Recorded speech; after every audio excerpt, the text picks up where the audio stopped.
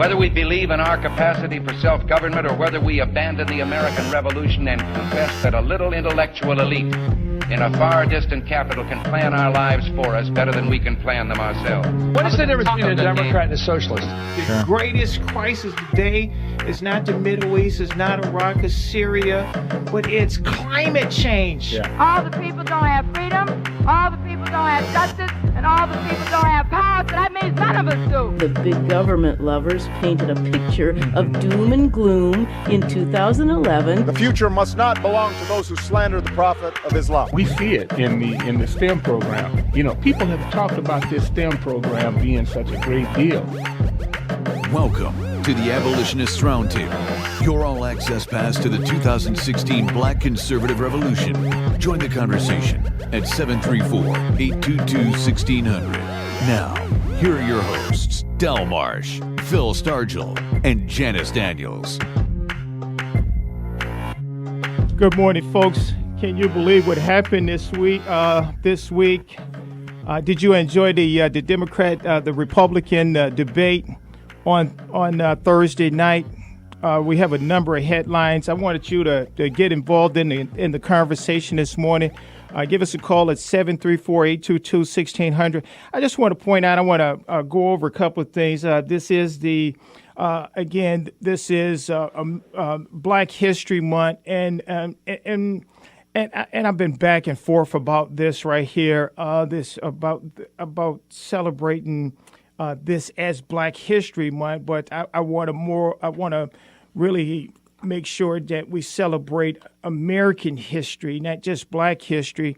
But when I go back over some of my research, over it and over it and over it, and I, you just see some of the things that the Democrat Party did to, and today they're holding hands up and become the champion. They're the champion of all these different rights, civil rights, and all these different rights. And they were the ones that was not, and they have you under the assumption that they were not the ones that were doing all this violence and lynching and so on and so forth.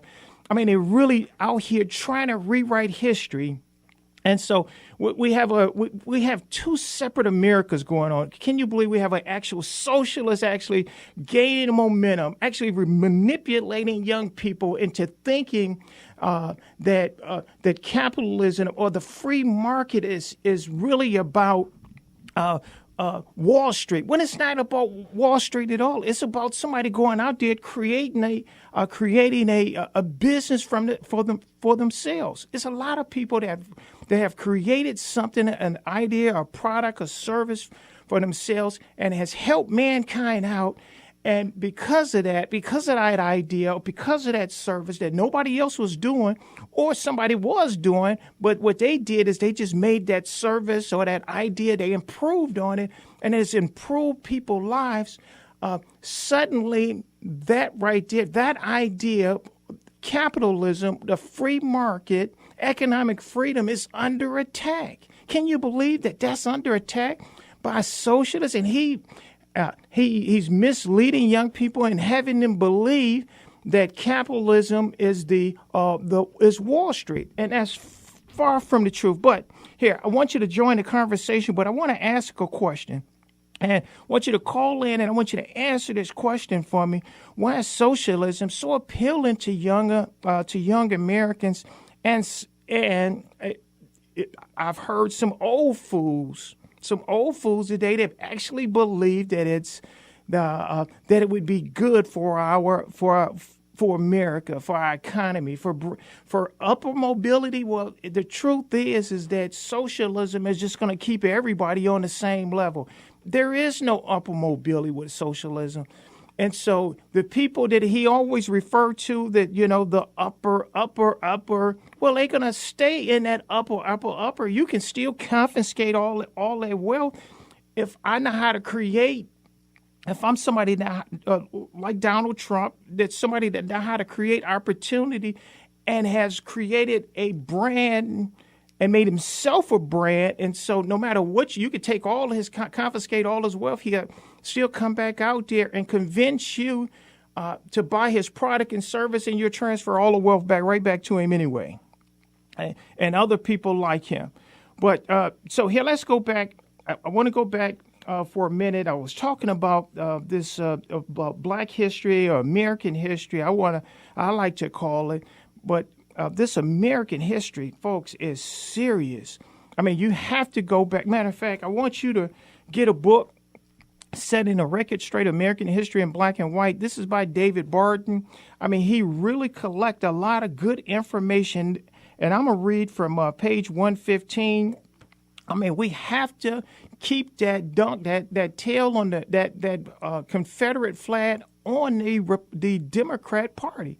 This is the Democrats. This is their history. This is their legacy.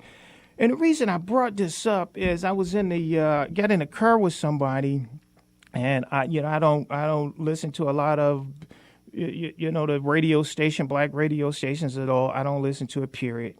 And so I listen to others. Of course, you know me. I listen to a lot of talk radio. And one of the things I heard when I got in the car, I heard Hillary Clinton, an ad from Hillary Clinton. Folks, you won't believe this. I couldn't find the soundbite. I wanted to find a soundbite. Hillary Clinton, she said this right here in her ad. It was on a black radio station. Hillary Clinton said that she's been fighting against segregation and racism all her life. Folks, the Democrat Party still believe that we in 1950s, when they were in control, doing all the racism. Can you believe it? This is what she ran on a radio in a radio ad. I can't believe it. Yes, she ran in a radio ad that she was against. And she was against segregation. There's no segregation. And she is against racism. The racism comes from her party and people in her party.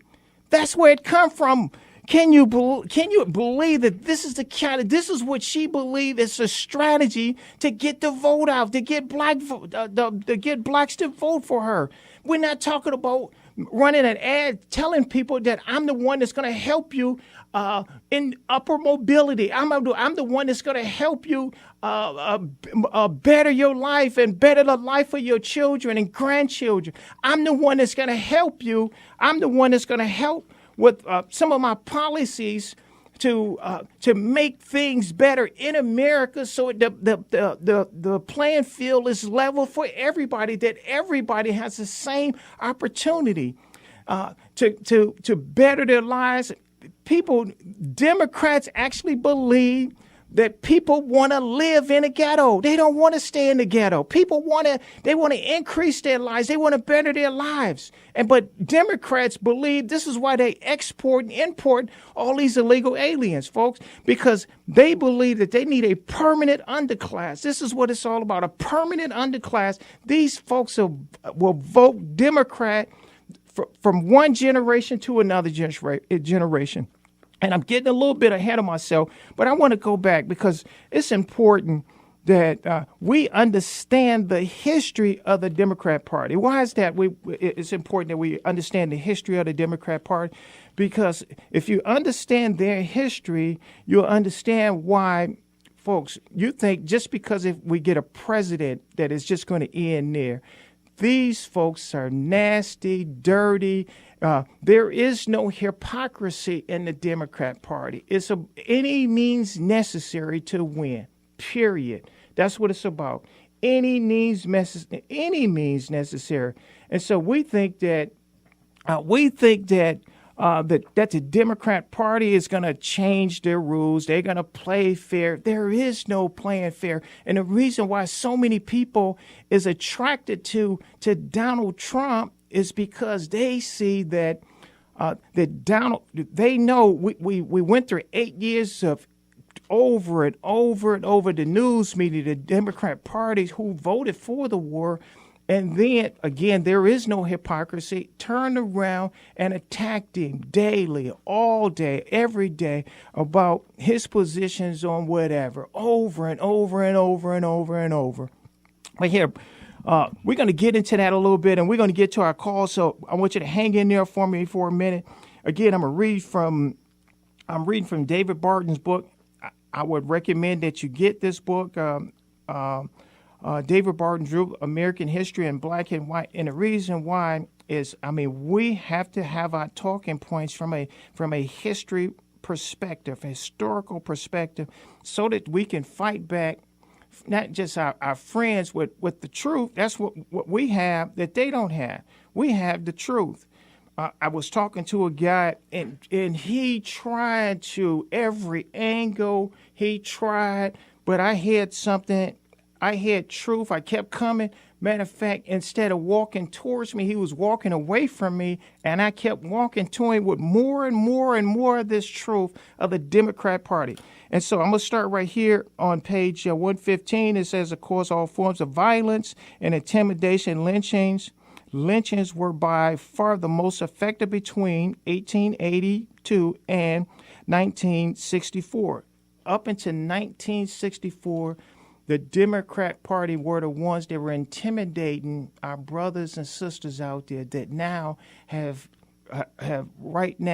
turned around and now are voting for the same party that was the oppressor, that was the intimidator, that did everything that they could to make sure that when they voted, if they gave them the opportunity to vote, that they voted Democrat. And today, folks, our friends do not know that they are voting 90% of our black brothers and sisters, good moral Christian people. Matter of fact, they've turned around, and liberals have made them turn against their own faith and embrace all this perversion. I'm talking about it's flat evil, folks.